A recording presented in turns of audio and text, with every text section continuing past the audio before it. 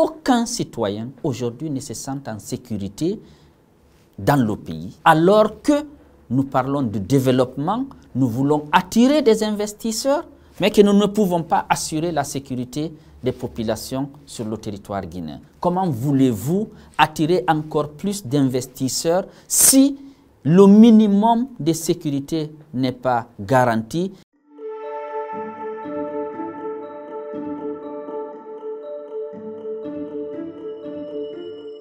Nous rappelons juste aux autorités guinéennes qu'à la prise du pouvoir le 5 septembre 2021, ils se sont engagés, ils ont signé un accord avec la CEDEAO pour mener une transition de 2 ans qui devait finir le 31 décembre 2024.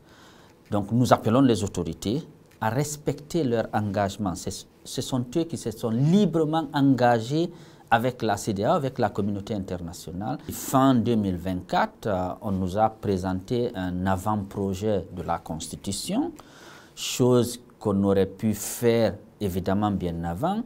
Il y a un recensement général, après on ne sait pas comment est réalisé actuellement le recensement. On aurait aimé que le gouvernement guinéen rediscute avec la CEDEAO et revienne vers le peuple guinéen pour dire voilà, on s'était engagé, il y a eu tel fait qui a fait que, et donc nous, cet engagement ne sera pas tenu et puis ça sera à telle période. Ne pas attendre jusqu'à la fin et après maintenant commencer à se justifier. C'est juste donner du respect aux populations guinéennes.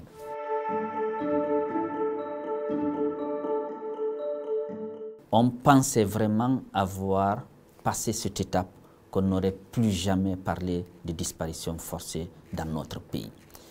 C'est très regrettable que l'on revienne à des pratiques aussi anciennes, Fonike Mengue, Biloba, qui disparaissent le jour, comme par hasard, qu'ils ont appelé aux populations guinéennes de porter des t-shirts pour demander quelque chose, qu'on ne le retrouve pas.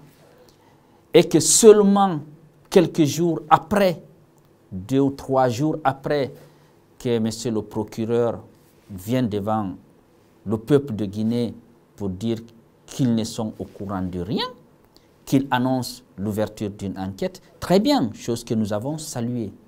Mais et après, quand notre camarade Abdoul Sako est enlevé chez lui, 4h, 5h du matin, d'après les témoignages que nous avons reçus par des hommes présumés, en tout cas portant des uniformes, et on le retrouve à près de 100 km de Conakry. Aujourd'hui, pour un citoyen, quand vous sortez de Conakry pour aller à Forêt-Karia ou pour aller à Kindia, vous connaissez le nombre de checkpoints qu'il y a le long de la route et qu'on le retrouve là-bas dans un état et que jusqu'à présent, malheureusement encore, nous n'entendons pas les autorités judiciaires et donc ça nous interpelle, ça nous inquiète. Évidemment, ça crée une psychose dans le pays. Aucun citoyen aujourd'hui ne se sent en sécurité dans le pays alors que nous parlons de développement, nous voulons attirer des investisseurs, mais que nous ne pouvons pas assurer la sécurité des populations sur le territoire guinéen. Comment voulez-vous attirer encore plus d'investisseurs si le minimum de sécurité n'est pas garanti?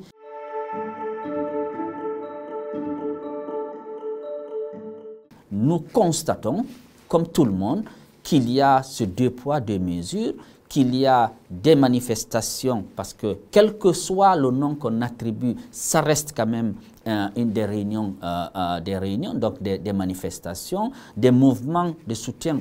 Tant mieux pour les autorités, il n'y a aucun souci, c'est le droit aussi à ces personnes qui veulent soutenir ou pas. C'est juste que de dire, il y a d'autres événements, d'autres population, une autre marge de la population qui souhaiterait s'exprimer, peut-être même pas dans le domaine politique. Nous, défenseurs des droits humains, quand nous voulons organiser une marche, les journalistes ont voulu organiser une marche ou un sitting. Ça a été interdit et réprimé. Et pourquoi ces 2 poids, 2 mesures? Donc quand vous reprenez la charte de la transition avec les 80 articles de cette charte, 28 articles de cette charte concernent les droits et les libertés fondamentales.